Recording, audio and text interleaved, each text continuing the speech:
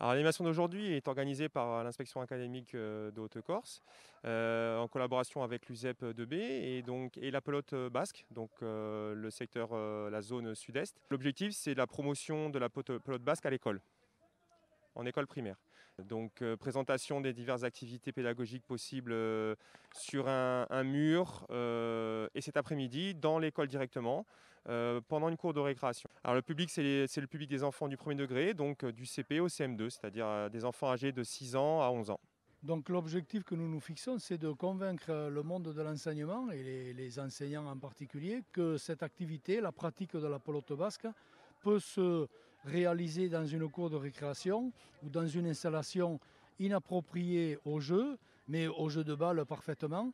C'est une pratique peu coûteuse, très facilement aménageable sur n'importe quel site et très très ludique. Et pour finir, nous pensons que sur le plan pédagogique, justement, elle requiert toutes les capacités et les compétences que l'on recherche à développer chez un enfant, l'habileté, l'adresse, la coordination, la gestuelle, l'ambidextrie et évidemment la gestion aussi dans le collectif, puisque tous les exercices qu'on propose sont proposés d'une manière collective. La pelote basque, elle est intéressante dans le sens où ça travaille beaucoup sur la motricité, que ce soit au niveau des mains, donc pour l'ambidextrie et aussi au niveau des appuis, au niveau moteur.